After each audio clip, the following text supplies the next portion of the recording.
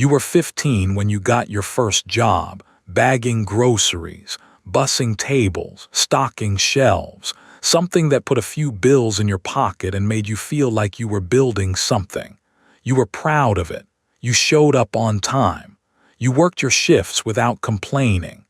You learned the value of money by earning it in the most direct way possible, trading hours for wages. And somebody told you, probably an adult you trusted, that this was the beginning. That hard work was the foundation.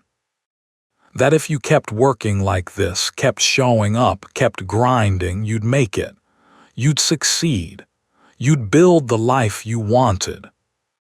What nobody told you was that while you were bagging groceries at 15, the kid across town was attending their third summer enrichment program. While you were working Saturday shifts to help with the household bills, they were in SAT prep courses that cost more per session than you made in a week. While you were learning the value of money by earning minimum wage, they were learning the value of money by watching their parents invest it, by hearing dinner table conversations about portfolios and property and business strategy, by absorbing a financial education that nobody called education because it was just the air they breathed. You didn't start the race at the same time. You didn't start from the same position. You didn't even start with the same equipment. You started 20 years behind, and the 20 years weren't empty. They were full. Full of advantages, investments, exposures, protections, and preparations that the other runner received simply by being born where they were born. While you were learning to survive, they were learning to thrive. While you were managing scarcity, they were accumulating advantage. While you were building resilience, which is what people call it when a child develops coping mechanisms for hardship they shouldn't have had to face, they were building capital. Human capital, social capital, financial capital, cultural capital, every kind of capital that the economy rewards. The gap isn't abstract, it's specific, measurable, documented. Research on intergenerational advantage shows that the cumulative effect of 20 years of differential investment between affluent and low-income childhoods produces gaps in educational attainment, earning potential, professional network strength, and wealth accumulation that persist across an entire lifetime. Not because of talent differences, not because of effort differences, because of investment differences. The affluent child received 20 years of concentrated, compounding investment in their future economic success. You received 20 years of survival. Both of you worked hard. Only one of you had hard work that was supplemented by a system of advantage operating in the background of every moment of every day from birth. Work hard and you'll make it isn't wrong in the way that a lie is wrong. It's wrong in the way that a half-truth is wrong. It tells you what you need to do while hiding what you're up against.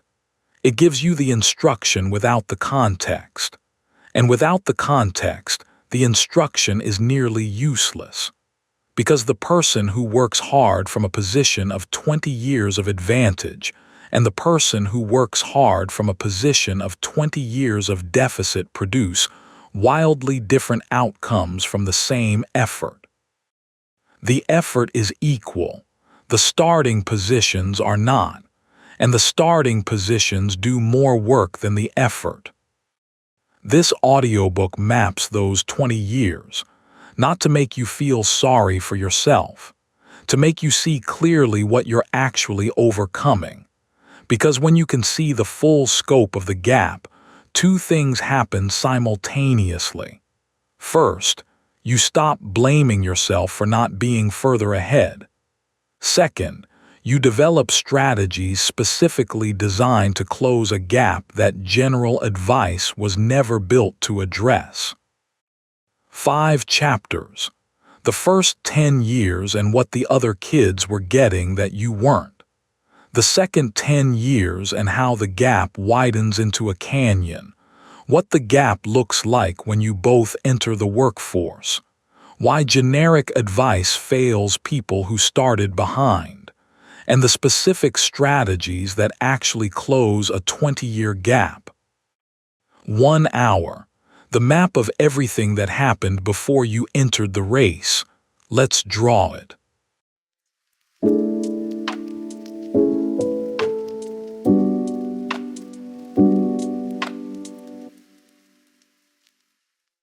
Chapter 1.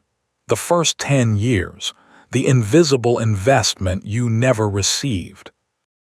From birth to age 10, the affluent child receives an investment so constant, so pervasive, and so invisible that neither the child receiving it nor the child not receiving it will ever fully comprehend its scale. It's not a single advantage. It's a system of advantages that operates every hour of every day, compounding silently, building on itself, creating a foundation that will support everything that follows. Let's walk through the investment year by year. Year 0 to 3. The brain development window. The affluent child is born into a household with lower ambient stress. The parents, financially secure, are more available, more present, more capable of the kind of responsive, engaged caregiving that builds secure attachment. Secure attachment, which developmental psychology has identified as one of the strongest predictors of emotional resilience, social competence, and cognitive development, doesn't require wealthy parents.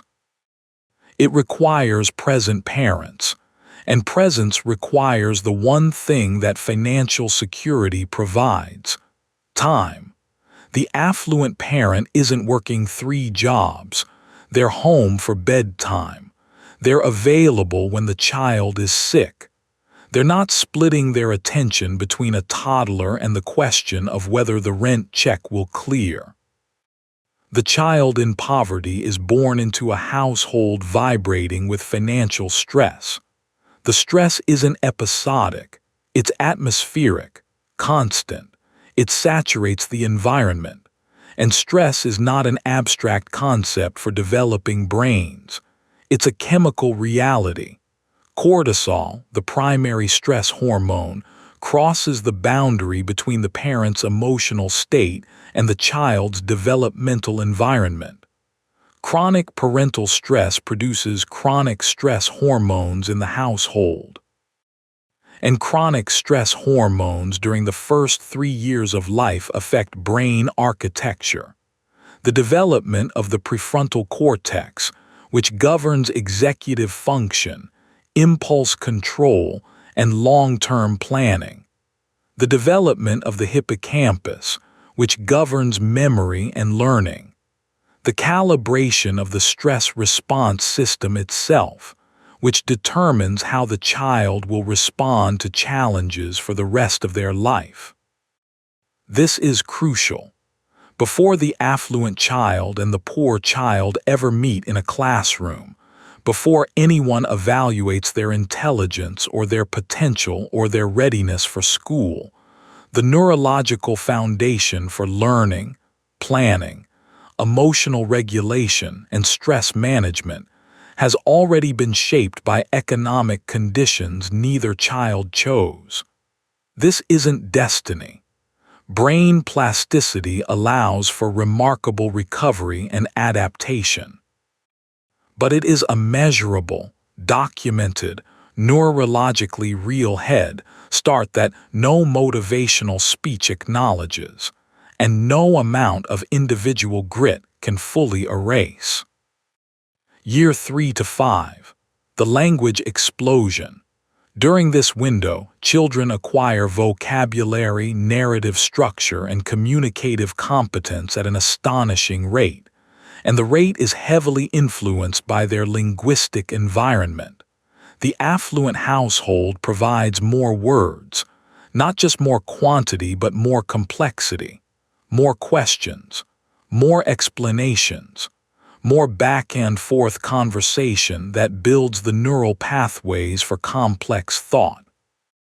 Research on early language environments found dramatic differences in cumulative word exposure between affluent and low-income households by age 4. And the gap isn't just about words. It's about the kind of words. The directive language common in stressed households, the stop that, come here, don't touch language of overwhelmed parents, builds a different neural architecture than the explanatory language common in resourced households. Let's see what happens when we mix these colors. Why do you think the dog is barking? What would you do if you were the character in this story? The language isn't just communication, it's cognitive training. And the affluent child receives thousands of hours more of it during the precise window when the brain is most receptive to absorbing it. Most people miss this about the language gap's downstream effects. The child who arrives at kindergarten with a richer vocabulary and stronger narrative skills doesn't just perform better in language arts. They perform better in everything, because every subject is accessed through language. Math word problems require language comprehension. Science requires the ability to understand and articulate processes. Social studies requires narrative reasoning. The language advantage is a universal advantage. It multiplies across every domain of learning. And the child who arrived without it spends years building the foundation that the other child brought with them on day 1. Year 5 to 10. The enrichment cascade. The affluent child enters school already ahead and immediately begins receiving supplementary investment that widens the gap. Extracurricular activities that build specific skills and general confidence. Music. Lessons that develop discipline, pattern recognition, and the experience of progressive mastery. Sports teams that teach collaboration, competition, and the ability to perform under pressure. Art classes, language tutoring, science camps. Each activity is an investment in the child's developmental portfolio, and the portfolio compounds. The confidence built through music lessons transfers to academic performance. The social skills developed in team sports transfer to classroom dynamics. The discipline learned through any structured practice transfers to homework habits and test preparation. The child from the low-income household receives none of this, not because their parents don't value enrichment, because enrichment costs money that doesn't exist.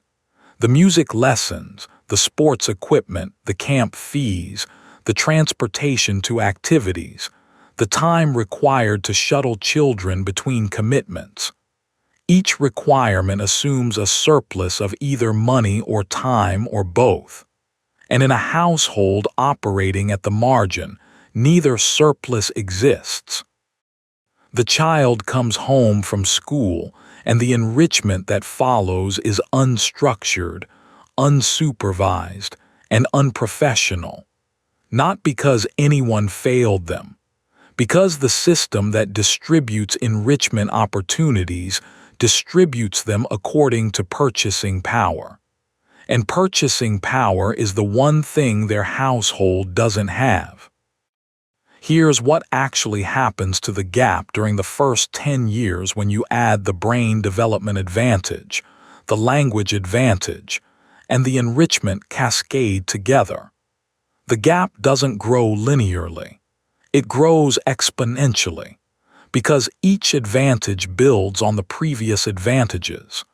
The brain developed under low-stress conditions absorbs language more efficiently. The language advantage makes enrichment activities more productive.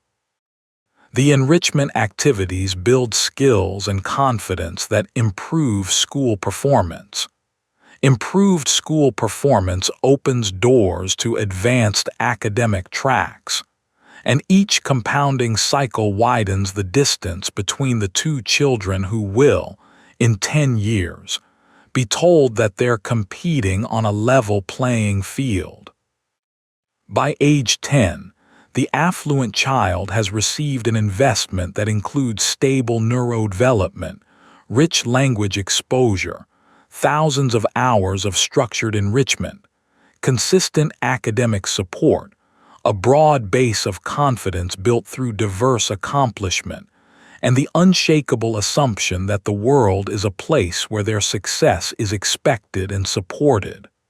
The child from the low-income household has received resilience, resourcefulness, the ability to navigate adversity, street intelligence that no enrichment program teaches, emotional maturity beyond their years born from watching their parents carry impossible loads with dignity.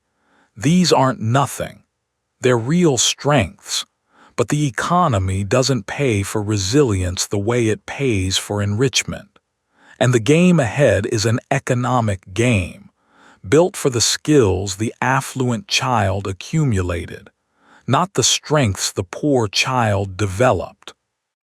The first 10 years are over. The gap is already enormous, and the next 10 years are about to make it worse.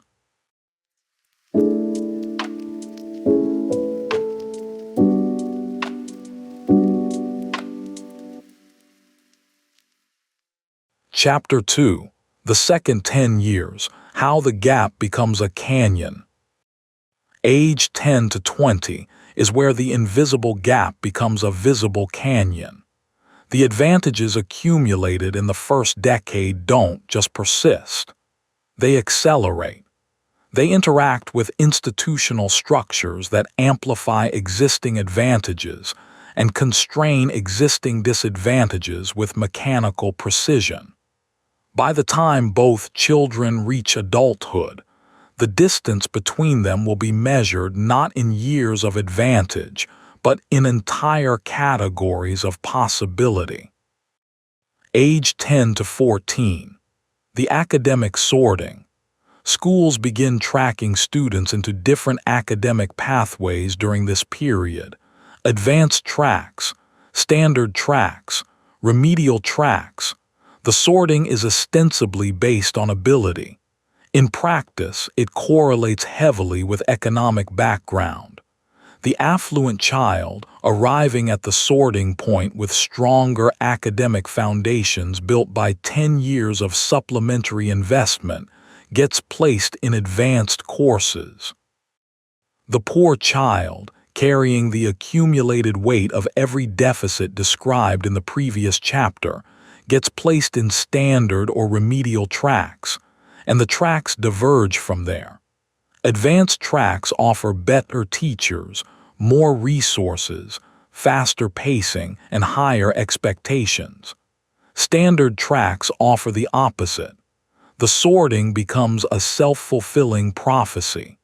The children placed in advanced tracks receive the instruction that produces advanced outcomes. The children placed in standard tracks receive instruction that produces standard outcomes. And the system points to the outcomes as evidence that the sorting was correct. This is crucial. The academic sorting doesn't just affect what children learn, it affects who they become. Children in advanced tracks develop academic identities. They think of themselves as students, as learners, as people with academic futures. Children in standard tracks develop different identities.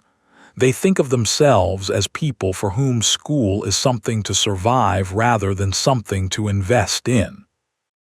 These identity formations happen during adolescence, the period when identity is most actively constructed and most permanently influenced. By the time the sorting's effects are visible in divergent outcomes, the identities are already set, and the identities drive behavior for decades. The child who internalized "I'm a strong student" approaches every educational and professional opportunity differently from the child who internalized "school isn't for people like me."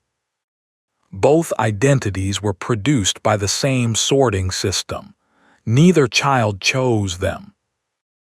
Age 14 to 18. The preparation divergence. This is where the gap goes from wide to uncrossable without extraordinary intervention. The affluent teenager receives systematic preparation for the economic game ahead. SAT and ACT preparation courses that cost thousands. College counseling services that guide the application process with professional precision. Campus visits that familiarize the student with the environment they're about to enter. Application essay coaching that transforms their experiences into compelling narratives. Internship placements arranged through family networks. Volunteer positions at prestigious organizations facilitated by parental connections. Letters of recommendation from adults who know how to write them because they operate in professional environments where recommendations carry weight. Most people miss this about the preparation divergence. It's not just about access to resources. It's about the fundamental orientation toward the future. The affluent teenager is oriented toward a future that feels specific, achievable, and supported. They know which colleges they're targeting. They know what careers exist. They know the steps between here and there because the adults in their life have walked those steps and can describe them in detail. The poor teenager is oriented toward a future that feels vague, uncertain, and unsupported. They might know they want a good job, but the specific pathways to specific careers are invisible because nobody in their immediate environment has traveled them. The difference between a specific vision and a vague hope is the difference between a guided journey and wandering in the dark. Both teenagers are moving forward. One has a map. The other has determination. Determination is admirable. Maps are more useful. Age 18 to 20. The launch pad difference. This is the moment where 20 years of differential investment crystallizes into two radically different adult lives. The affluent young adult launches into the economic game fully equipped. A funded education from an institution selected for prestige and network value, not just affordability. Zero student debt because the family absorbed the cost as an investment in the next generation's positioning. A professional network inherited from family connections, alumni associations, and the social infrastructure of affluent community life. A cultural fluency in profess. Ional environments that was absorbed organically through 18 years of immersion in households where professional behavior was modeled daily. A safety net, invisible but absolute, that allows risk-taking and absorbs failure with minimal lasting damage. And the deep, structural, neurological, psychological security of knowing that no single setback will be catastrophic because the family's resources are there to catch them. Always. No matter what. That security changes everything about how you approach decisions. It changes what you're willing to try, what you're willing to risk, how you recover when things go wrong. It's the foundation beneath every confident move the affluent young adult makes, and it's entirely invisible to everyone except the person standing on it. The poor young adult launches with a fundamentally different equipment set. An education funded primarily or entirely by debt that will compound interest for decades, creating a financial drag that begins on day one of the professional life and doesn't release for 10 to 20 years. A network limited to the community of origin, which circulates different information, provides access to different opportunities, and operates according to different social codes than the professional networks they're about to need. A cultural fluency beautifully calibrated for survival environments, but awkwardly mismatched with the professional environments they're entering. No safety net of any kind, which means every decision carries existential weight, and every risk calculation includes the possibility of complete catastrophe. And the psychological burden, constant and heavy, of knowing that each choice matters in a way that can't be undone because there is no backup plan, no family fund, no parent who can write a check, no soft landing if the choice turns out to be wrong. Here's what actually happens when these two young adults enter the same job market, apply for the same positions, and compete for the same opportunities. The competition is presented as fair. Two applicants. May the best one win. But the best one was determined 20 years ago by an investment differential that neither applicant created and neither applicant can undo in the moment of competition. The affluent applicant brings 20 years of compound advantage into the interview. The poor applicant brings 20 years of compound disadvantage.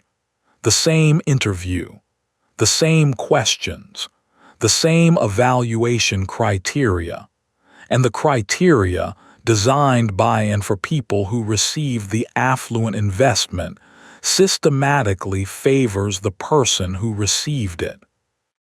The 20 years are over. Both people are now adults. Both are told the same thing: work hard and you'll make it. As if the previous 20 years didn't happen. As if the neurological advantages and language enrichment and academic tracking and college preparation and professional networks and safety nets and cultural fluency and psychological security can all be erased by showing up early and staying late.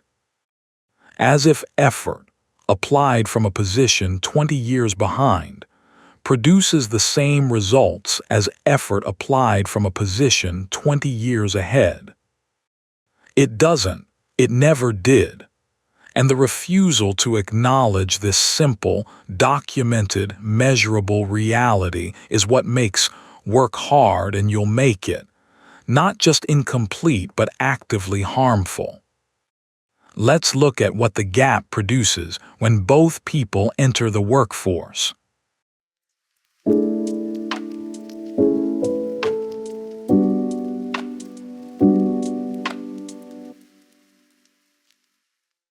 Chapter 3. The Workforce Gap. What 20 years behind looks like in real time. You're both working now. You're both showing up every day. You're both giving effort. And the gap that accumulated across 20 years of differential investment is expressing itself in every dimension of your professional life. Not as a single dramatic disadvantage. As a pattern of small, persistent, compounding differences that produce dramatically different career trajectories from the same daily effort. Gap Expression 1. The starting position gap. The affluent young adult enters the workforce in a different position than you do, not just a different job, a different category of job. Their first position was obtained through a family connection, an alumni network, or a referral from someone who knows someone. It's a position with a career trajectory, a position with mentorship, a position with visibility to decision makers, a position that leads somewhere. Your first position was obtained through an application, a mass hiring process, or a walk-in. It might be a good job, a decent job, but it's a position without a built-in trajectory, a position where you're one of many, where advancement requires exceptional performance that gets noticed in a system not designed to notice you. This is crucial. The starting position doesn't just determine your first salary, it determines your trajectory. Career advancement is not linear, it's exponential. Each promotion increases your visibility, your network, your responsibility, and your future opportunity set. Starting higher means promoting earlier, means accessing better opportunities sooner, means compounding professional advantage faster. The person who starts in a well-positioned entry role and promotes on schedule will, within 10 years, occupy a position that the person who started in an unpositioned entry role may never reach regardless of effort. Not because they're smarter, because they started higher. And the system amplifies starting position with ruthless efficiency. Gap expression 2. The knowledge gap you don't know you have. There's an entire body of professional knowledge that nobody teaches formally. It doesn't appear in any curriculum. It isn't covered in any orientation. It isn't written in any employee handbook. But everyone from affluent backgrounds possesses it because they absorbed it through 20 years of immersion in professional culture. How to write a professional email that signals competence and authority without sounding either timid or aggressive. How to navigate office politics without being consumed by them, and without being naive enough to pretend they don't exist. How to present ideas in meetings so that the ideas get attributed to you rather than absorbed by someone with more status who rephrases your point 30 seconds later and receives the credit. How to negotiate compensation without damaging the relationship, understanding that negotiation is expected and that accepting the first offer is interpreted not as gratitude but as ignorance. How to decline assignments strategically without appearing uncooperative, understanding which assignments build your career and which ones just build your workload. How to build alliances that protect and advance your position. How to read the unwritten organizational chart that determines who actually holds power versus who merely holds a title. How to manage upward. How to demonstrate readiness for promotion without appearing presumptuous. How to leave a position gracefully so that the door stays open for future return. How to handle conflict in ways that resolve the issue without creating enemies. This body of knowledge is enormous. It governs the majority of career outcomes, and it's entirely invisible to the person who doesn't have it. Most people miss this about the professional knowledge gap. You don't know what you don't know, and the things you don't know aren't things you'd think to ask about because you don't know they exist. Nobody walks into their first professional job and says, "Please teach me the unwritten rules of organizational power dynamics." Because they don't know the rules exist until they've already violated 3 of them and suffered the consequences. You learn the rules by collision, by making the mistake and suffering the consequence, and then, if you're perceptive and fortunate, figuring out what the unwritten rule was that you broke. Your affluent colleague never makes the collision because they absorbed the rule before entering the workplace. Through dinner table conversations, where their parents discuss the same dynamics in their own professional lives. Through family members who explained, casually and repeatedly, how organizations actually work underneath the official narrative. Through the constant, ambient, invisible transmission of professional fluency that happens in households where professional careers are the norm and professional conversation is the default mode of adult interaction. Each collision costs you, not catastrophically, but something.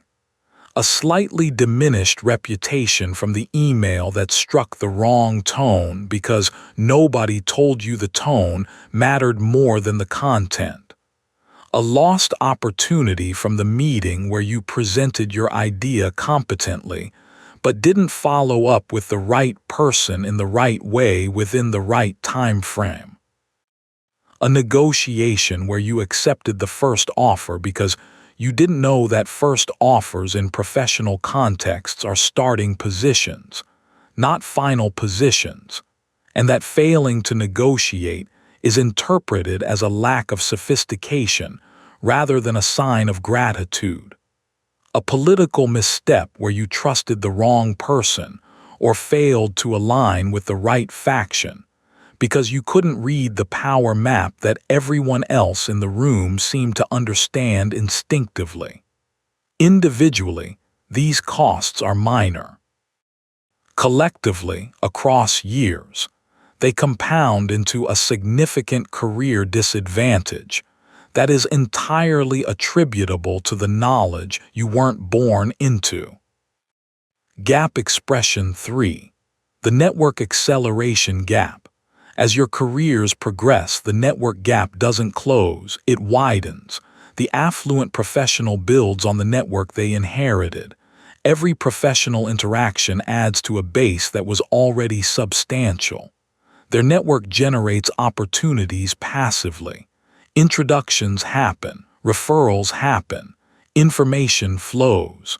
The network works for them while they work at their job. Your network, built from scratch, grows only through your active effort. And the effort required to build a professional network from nothing, while simultaneously performing your job, while simultaneously navigating the cultural and professional knowledge gaps, while simultaneously managing the financial stress that your affluent colleague has never experienced, is enormous. And the network you build through active effort will, for years, be smaller, less connected, and less powerful than the network they inherited passively. Here's what actually happens over a 10-year career when you combine the starting position gap, the knowledge gap, and the network acceleration gap. Two people enter the workforce at the same time with the same effort and the same intelligence. One was invested in for 20 years. One was not. After 10 years, the invested person occupies a senior position with a six-figure salary, a powerful professional network, a clear trajectory toward executive leadership, and the cultural fluency to navigate organizational politics with ease. The uninvested person occupies a mid-level position with moderate compensation, a growing but still limited network, an unclear trajectory, and the persistent feeling that something is off, that the system isn't working the way they were promised. That effort isn't producing the results it should produce. The gap isn't visible as a single moment of injustice. It's distributed across thousands of interactions, decisions, and opportunities that each tilt slightly in favor of the person who started ahead. The tilt is small in each instance. The cumulative effect is massive, and the person experiencing the cumulative effect doesn't see the tilt. They see themselves working hard and falling behind, and they blame themselves. Because "work hard and you'll make it" said that hard work was sufficient. And their experience says it's not. And the only explanation the narrative offers for the discrepancy is personal inadequacy. Gap expression 4. The wealth accumulation gap. This is where the 20-year head start produces its most lasting and most consequential effect. Even in cases where both people eventually earn similar salaries, which happens but is not the norm, the wealth accumulation trajectory is radically different. Because wealth isn't income. Income is what you earn. Wealth is what you keep and grow after expenses and debt service. And the expense and debt profiles of these two people are not remotely comparable. The affluent professional has no student debt. Zero. That number, that zero, is doing more work than any salary figure. Because every dollar that would have gone to debt service goes instead to savings, investment, and compound growth from day one of their working life. They also likely received family assistance for a home down payment, bypassing years of saving and entering the wealth-building infrastructure of home equity, a decade earlier than the person who had to save every dollar of the down payment from earned income after debt payments. They may also inherit assets, receive financial gifts timed to major life events, and benefit from family trusts and investment accounts that were seeded years or decades before they were born. You start from zero. Less than zero if you carry student debt, which means you start from a negative position and have to climb back to zero before wealth accumulation even begins. Every dollar of wealth you build comes from your own effort after taxes, after living expense, after debt service, after the structural disadvantages that make everything slightly more expensive for people without financial cushions. The affluent professional's wealth is growing from a positive starting position, accelerated by inherited assets, amplified by family resources, and protected by safety nets. Your wealth is crawling upward from a negative starting position, unsupported, unaccelerated, and unprotected. Same talent, same effort, different math entirely. The real reason the workforce gap matters is that it converts the childhood investment gap into a lifetime wealth gap. The 20 years of differential childhood investment don't just produce a better job. They produce a different economic trajectory entirely. A trajectory where wealth compounds from a higher starting point, accelerates through better positioning, and is protected by networks and knowledge that function as invisible scaffolding. Your trajectory is lower, slower, and unsupported. Not because you're less talented, because you received less investment, 20 years less, and the compound effect of 20 years of differential investment is not 20 years of difference. It's a lifetime of difference. That's the gap. Now let's examine why the standard advice fails everyone who started behind it.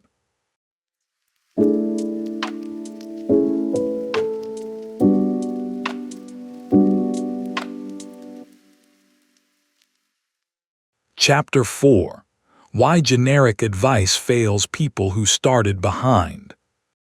The advice you've received throughout your life, the work hard and you'll make it advice, the just get a degree advice, the network and hustle advice, was designed for people who started at the standard starting line.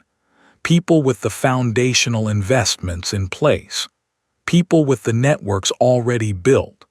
people with the knowledge already absorbed, people with the safety nets already established.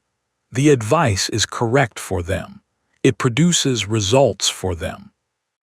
Because for them, effort is the variable that needs to be added to a system of advantages that's already in place. For you, effort is being added to a system of disadvantages. Same effort, different system, completely different results. Failure mode 1. The degree trap. Get a degree and doors will open. This advice assumes that all degrees are equal. They're not. The degree from the elite institution obtained debt-free through family resources, with connections to alumni networks that span industries and include decision-makers, opens doors that stay open. The degree from the affordable institution, obtained through crushing debt without connections to powerful networks, opens different doors, narrower doors. Doors that lead to mid-level positions in organizations where the elite degree holders are being fast-tracked above you. The degree didn't level the playing field. It added another layer to the tilt. And the debt it produced created a financial drag that the affluent graduate never experiences. This is crucial. The degree trap isn't about the education itself. You probably learned as much or more than the person at the elite school. The trap is about what the degree signals in the marketplace and what it costs the graduate in financial burden. The affluent graduate's degree signals prestige and costs them nothing. Your degree signals competence and costs you a decade of debt payments. Same credential category, radically different value and radically different cost.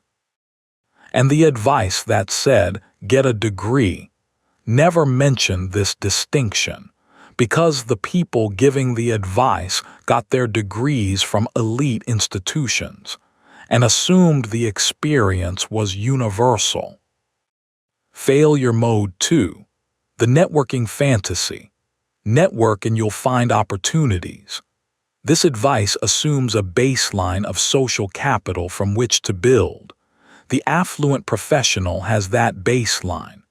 They were raised in environments where networking was the natural mode of social interaction among professionals. They know how to work a room, follow up after meetings, maintain professional relationships across time and distance, and convert casual interactions into professional opportunities. These are learned skills. They were learned through years of immersion in professional social environments. Most people miss this about why networking advice fails people from non-professional backgrounds. It's not that they can't learn to network. They can. It's that the advice treats networking as a simple behavior, something you just decide to do, rather than a complex social skill that requires cultural fluency, environmental comfort, and a psychological foundation of belonging. The person from the affluent background networks the way a native speaker uses a language, naturally, effortlessly, with the nuance that only immersion provides. The person from the working-class background networks the way a language student uses a foreign tongue, competently perhaps, but with visible effort, missing subtleties and the constant background awareness of not being a native. This isn't an intelligence difference. It's an exposure difference. But the marketplace rewards fluency over competence. And fluency is a 20-year investment. Failure mode 3. The hustle prescription. Hustle harder, side hustle, grind, outwork everyone, rise and grind, sleep when you're dead. This advice takes the one resource you actually have in abundance, the willingness to work hard, and prescribes it at maximum dosage without acknowledging the completely different metabolic rates at which effort converts to results across different starting positions. When the affluent professional hustles, their hustle compounds on a foundation of existing advantages. Their side project gets visibility through their established network. They mention it at a dinner party, and someone with investment capital asks to hear more. Their extra effort at work gets noticed by decision makers who already know their name because their name was introduced through a connection before they even started the job. Their grind produces outsized returns because the leverage built into their position amplifies every unit of effort into multiple units of result. When you hustle, the hustle operates on a foundation of existing constraints. Your side project reaches almost no one because your network is limited, and the people in it don't have the resources to amplify it. Your extra effort at work goes unnoticed because you're in a position without visibility to decision makers, and the decision makers don't know your name, and nobody introduced you because nobody in your network had access to introduce you. Your grind produces incremental returns because there's no leverage in your position amplifying your effort. You're working just as hard, probably harder, almost certainly harder because you have to cover more ground just to maintain the same pace. And the returns are a fraction of what the same effort produces for someone starting from a position of accumulated advantage. The hustle prescription isn't wrong in the sense that hard work doesn't matter. It does, deeply, but it's dangerously incomplete. It prescribes effort without prescribing the strategic positioning that makes effort effective. It tells you to run faster without acknowledging that you're running on sand while your competitor is running on a paved track. And without the positioning, without the surface that converts effort into forward motion efficiently, effort is just exhaustion wearing a motivational soundtrack and calling itself progress. Here's what actually happens when someone who started 20 years behind follows all the generic advice faithfully.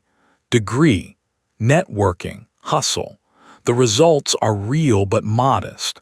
Incremental improvement rather than transformational advancement. Because the advice was designed for a different starting position.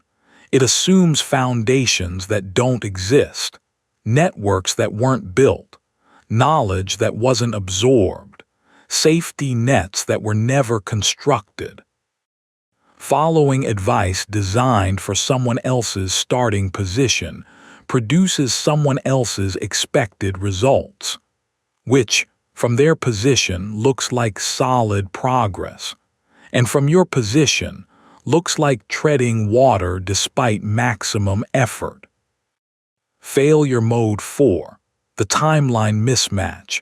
Every piece of career advice operates on a timeline. In 5 years, you should be at this level. In 10 years, this level. These timelines are calibrated to people who started at the standard position. For someone who started 20 years behind, every timeline is wrong. You're not behind schedule. You're on a different schedule entirely. One that accounts for the years spent building foundations that others received for free. The years spent learning professional codes that others absorbed in childhood. The years spent paying off debt that others never incurred. The years spent building networks from nothing that others inherited fully formed. Your timeline is longer, not because you're slower, because you're covering more distance. And the advice that says you should be here by now is measuring your progress against a distance that doesn't account for your actual starting point. The real reason generic advice fails isn't that the advice is wrong. It's that the advice is decontextualized. stripped of the structural context that determines whether the advice will produce results or frustration. The advice works inside a specific context, a context of foundational advantage. Planted in a different context, a context of foundational disadvantage, the same advice produces different results entirely. And the person receiving the different results blames themselves because nobody told them the context mattered. So what does work? What strategies are specifically designed for the person who started 20 years behind?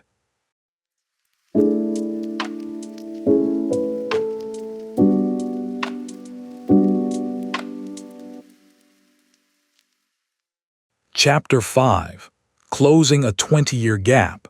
Strategies for people who started behind.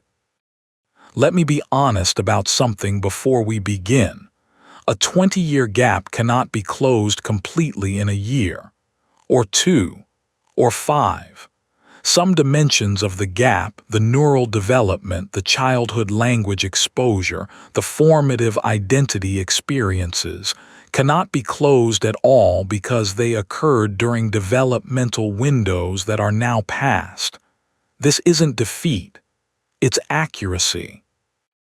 And accuracy is more useful than false optimism, because accuracy produces realistic strategies, and false optimism produces chronic disappointment. What can be closed, what can be narrowed dramatically, and what can be compensated for are the dimensions of the gap that are still active and still compounding.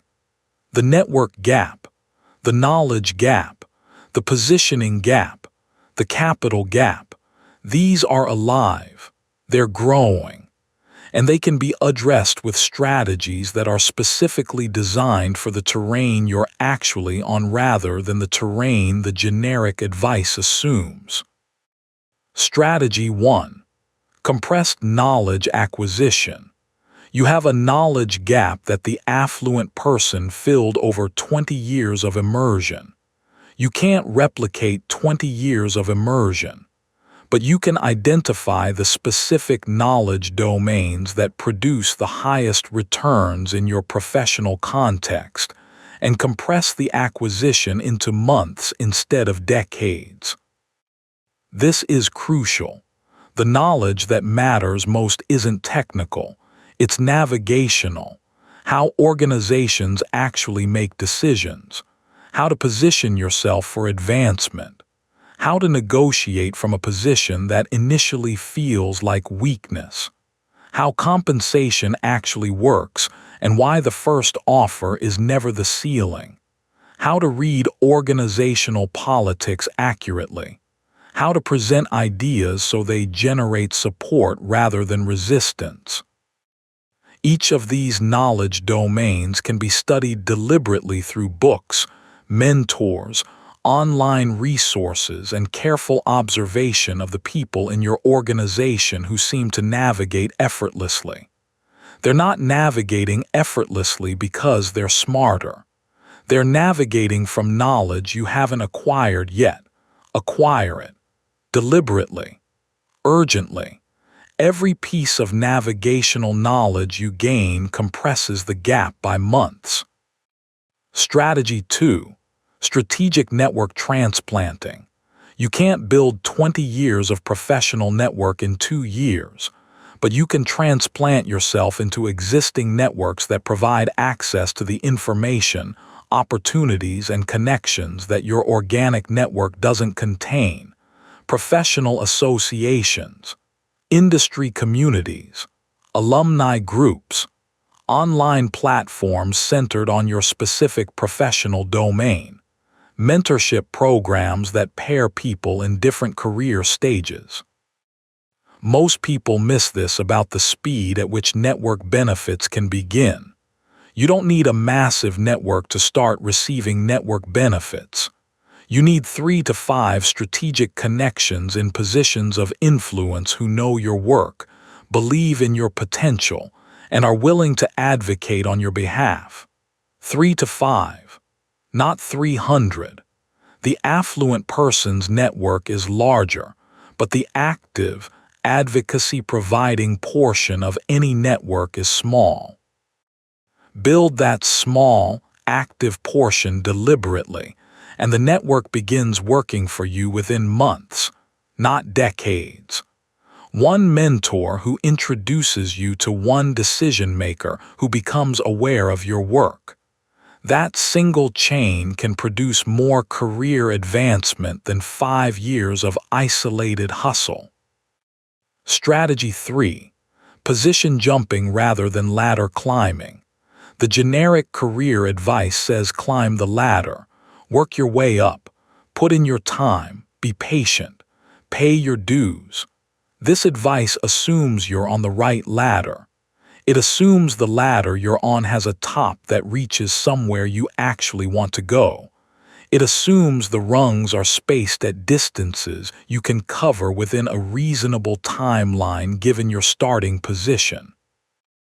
It assumes the ladder exists in a building where the rooms at the top are accessible from the ladder you're on rather than from the other ladder on the other side of the building that you can't get to from where you are.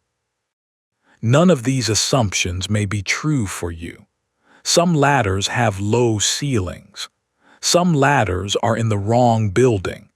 Some ladders have rungs spaced so far apart that covering them requires 10 years of incremental climbing, while someone on the adjacent ladder, the one with the closer rungs, covers the same distance in 3. Here's what actually happens when someone who started 20 years behind follows the ladder climbing advice faithfully. They climb, slowly, diligently, one rung at a time, celebrating each small promotion, being patient, paying their dues, year after year, and the ladder turns out to be shorter than anyone told them. Or the top of the ladder leads to a ceiling that doesn't exist on the ladders in other parts of the building.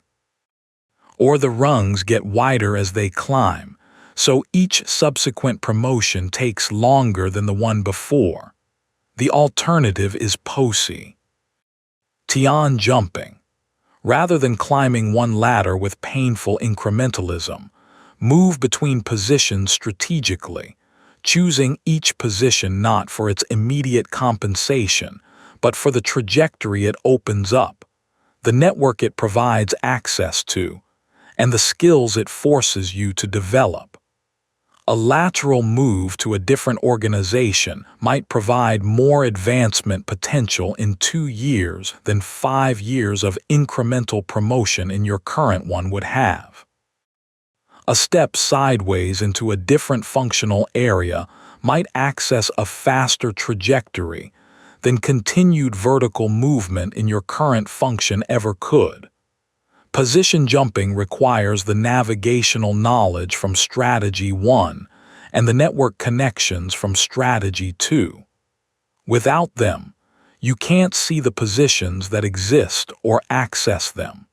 With them, you can cover in 3 strategic moves what the ladder would have taken 10 years to produce.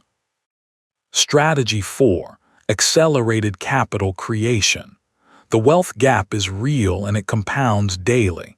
Every day you don't have invested capital is a day the compound growth works for the affluent person and not for you.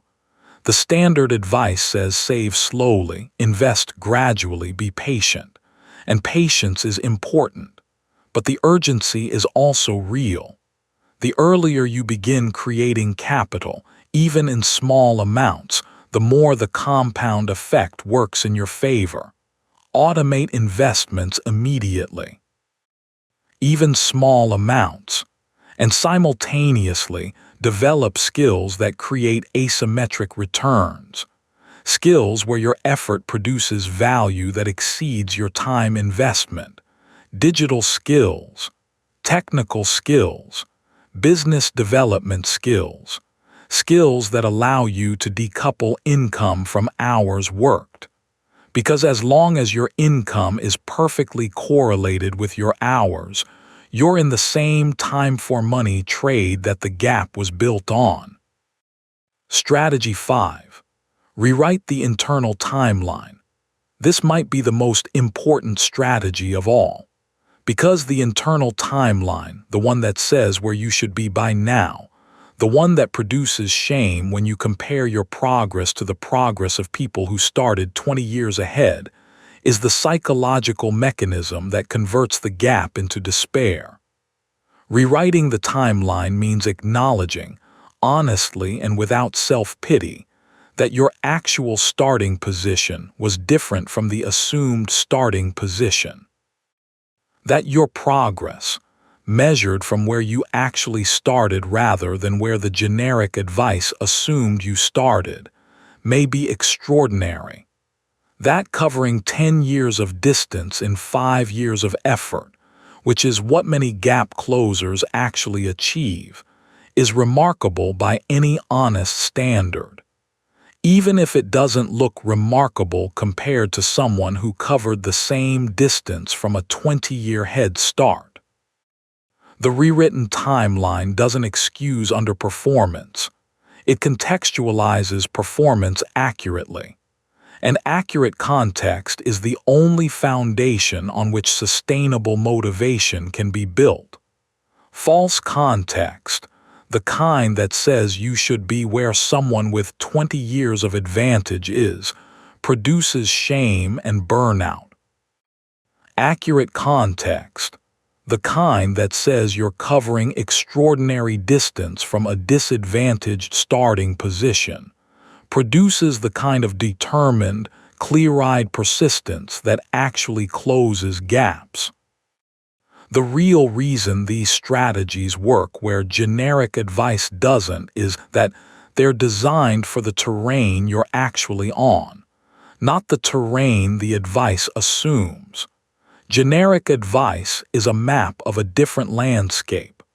These strategies are navigation tools for your specific landscape. The landscape of someone closing a 20-year gap through compressed knowledge, strategic networking, deliberate positioning, accelerated capital creation, and the psychological rewrite that keeps despair from converting a difficult journey into an abandoned one.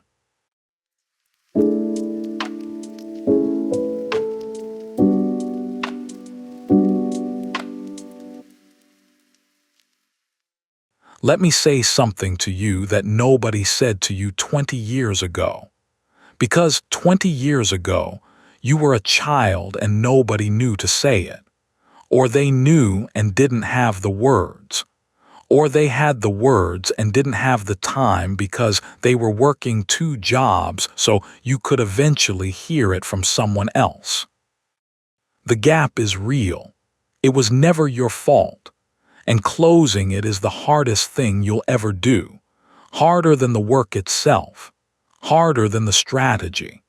The hardest part is the daily confrontation with a reality that says your maximum effort produces less visible progress than someone else's moderate effort. The hardest part is watching people who started ahead succeed at rates that have nothing to do with their superiority and everything to do with their starting position. The hardest part is the voice that says, quietly, persistently, in the moments between effort, maybe they're right. Maybe I'm just not meant for this. Maybe work hard and you'll make it is true, and the fact that I haven't made it means I didn't work hard enough. That voice is wrong. You worked hard enough. You worked harder than most people whose names are on corner offices will ever understand. The issue was never your effort. It was the 20 years that preceded your effort. The 20 years of investment that you didn't receive. The 20 years of advantage that compounded for someone else while you were learning to navigate a world that wasn't built with you in mind. But here's the thing about 20-year gaps. They're real, but they're not permanent for those who see them clearly. They don't close through the advice that ignores them. They don't close through effort alone. They close through the specific, strategic, informed combination of compressed knowledge, expanded networks, deliberate positioning, capital creation, and the internal recalibration that prevents the gap itself from becoming the justification for giving up. You started 20 years behind. That's not a character judgment. It's a structural fact. And structural facts respond to structural strategies, not to motivational quotes, not to bootstrap mythology, not to the simple, seductive, dangerously incomplete sentence that said work hard and you'll make it. Work hard, yes, but work strategically. Work with clear sight. Work with the full understanding of what you're actually overcoming. And give yourself the grace that the system never gave you, the grace of measuring your progress from where you actually started, not from where they assumed you started. 20 years behind is where you began. It's not where you have to stay. But the path forward requires better maps than the one they gave you. The map they gave you said effort is the territory. It's not. The territory is position, networks, knowledge, capital, and effort deployed strategically across all four. The map they gave you said the race is fair. It's not. The race has staggered starting lines, and the stagger is measured in decades of investment you didn't receive. The map they gave you said work hard and you'll make it. The complete sentence, the one they never finished, is work hard and work strategically and work with clear sight about the actual terrain, and build the networks and acquire the knowledge and create the capital and give yourself the grace of an honest timeline.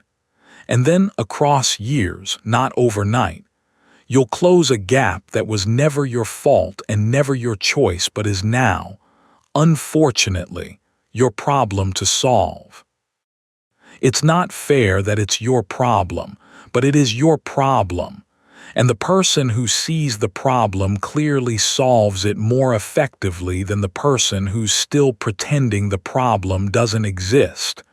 You see it now, clearly, fully, for the first time. Now you have a map that matches the actual territory. Use it. Start tonight.